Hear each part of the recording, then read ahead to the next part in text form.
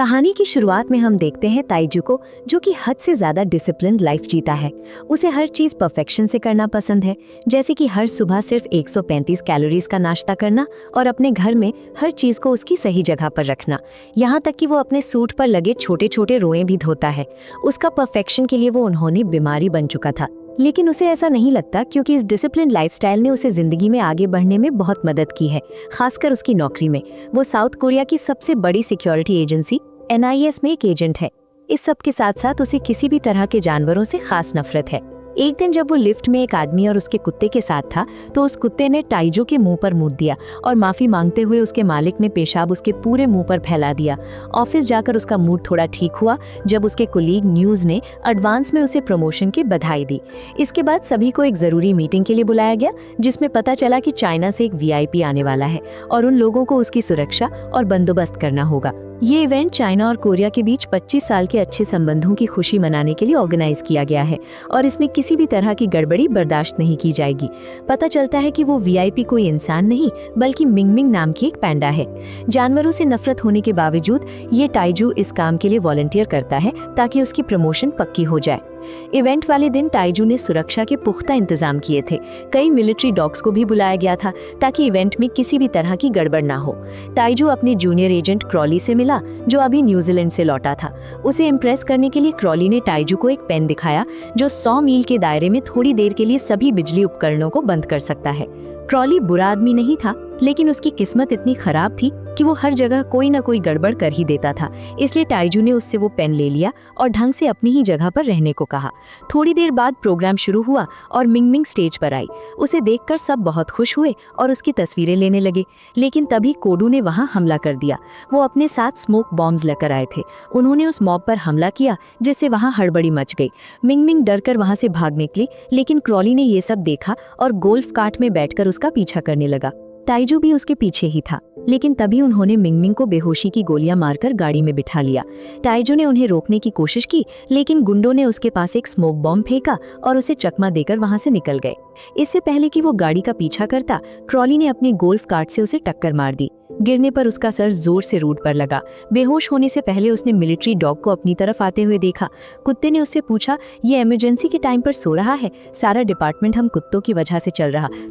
जब ताइजू को होश आया तो उसने अपने आप को एक गले का पट्टा पहने अपने घर में पाया। उसे पता चला कि NIA ने स्टेटमेंट दी थी कि कल वाला इवेंट ट्रेनिंग ही था, ताकि असली इवेंट के दौरान ऐसा कुछ ना हो। लेकिन ये सिर्फ मीडिया से मिंगमिंग के अगवा हो जाने की खबर को छुपाने का तरीका था। ताइजू अपने ऑफिस जाने के लिए घर से निकला, लेकिन लिफ्ट में उसे फिर से वही कुत्ता मिला जिसने उसके मुंह पर मूता था। लेकिन आज उसे कुत्ते की बातें समझ में आ रही थी। वो कुत्ता खुद से बात कर रहा था कि आज फिर से मौका मिल जाए तो मजा आ जाए। ये ख्याल आते ही ताइजू जल्दी से एक दुकान पर गया और बढ़िया खाना और कुछ दवाइयां ली, ये सोचकर कि शायद वो बीमार हो गया है।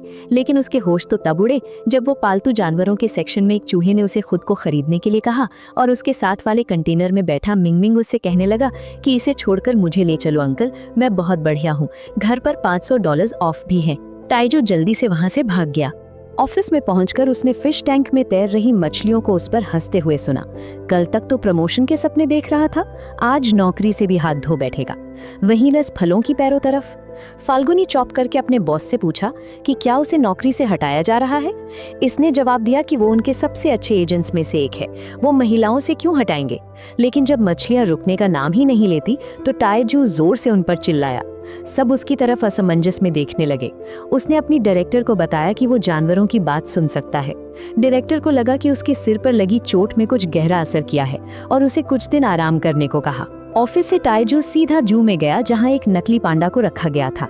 ये पांडा कोई और नहीं बल्कि क्रोधी था, जिसे कॉस्ट्यूम पहनकर वहां छोड़ दिया गया था ताकि किसी को शक ना हो। जब ताइजू और क्रोधी कुछ बातचीत कर रहे थे तो क्रोधी ने गलती से अपनी कॉस्ट्यूम में आग लगा ली, जिसके बाद उसे अस्पताल ले जाना पड़ा।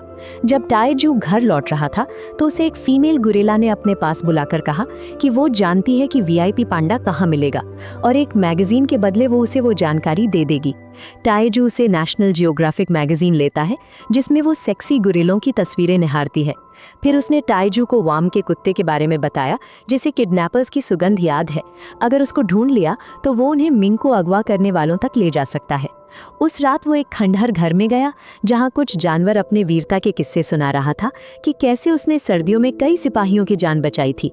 टाइजू को देखकर उन्होंने उस पर हमला कर दिया, लेकिन उसने उनके सामने खाना फेंका, उनका ध्यान भटकाया और लेकर भाग गया। घर जाते समय टाइजू ने किडनैपर्स के बारे में पूछा, लेकिन इस सिचुएशन का फायदा उठाते हुए वाम ने कहा कि खाली पेट यात्रा नहीं की जाती।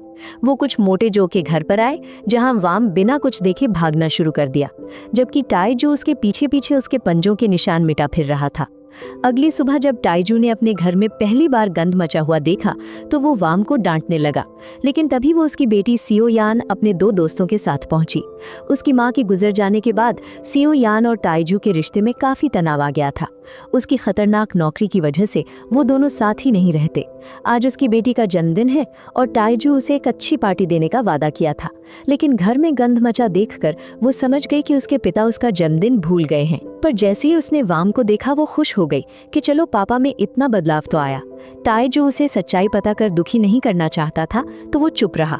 इसके बाद वो पार्क में गए जहां पूरा दिन यान के साथ बिताया। शाम को उसके जाने के बाद पार्क में हो रही आतिशबाजियां उसे उस समय की याद दिलाती हैं जब वो अशरफिया में था, जिसके बाद वो थोड़ा उदास हो गया। जब टाइजू ने यान से इस बारे में पूछा तो उसने बताया कि उसे सर्दियों में उसकी मालकिन को मारने वाले इंसान की सुगंध अच्छे से याद है और ये वही आदमी है जिसने उस वीआईपी पांडा को अगवा किया है।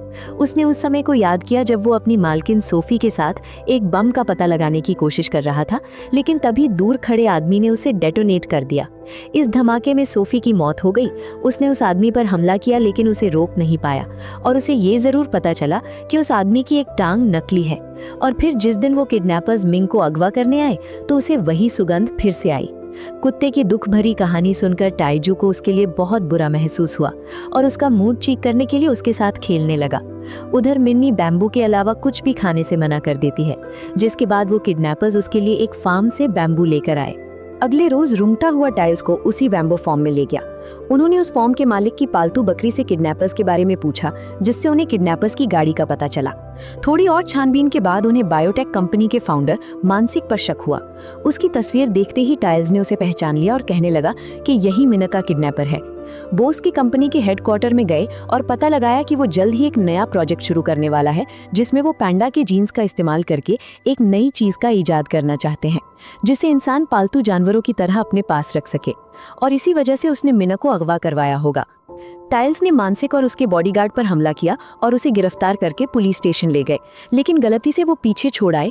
एड की डायरेक्टर ने टाइल्स से पूछा कि वो किस बिना पर मानसिक को गिरफ्तार करके यहाँ लाया है और वो कैसे पता था कि ये सर्वे कुत्ते ने उसे बताया था। उनकी छानबीन में पता चला कि किडनैपिंग के रोज नैन्सी कोरिया में था ही नहीं और बिना सबूत के एक आदमी पर हमला करके उसे गिरफ्तार करने के लिए टाइल्स को उसकी नौकरी से हटा दिया गया। एड से छूटते ही मैन सीधा उन लोगों के पास गया जिन्हें उसने मिना को अगवा करने की सुपारी दी थी। हमें पता चला कि दिमित्री नाम के एक आतंकवादी ने मिना को किडनैप किया था। धोखा इसलिए लगा क्योंकि दिमित्री ने अपने चेहरे पर मानसिक की हाईटेक मुखौटा पहना हुआ था।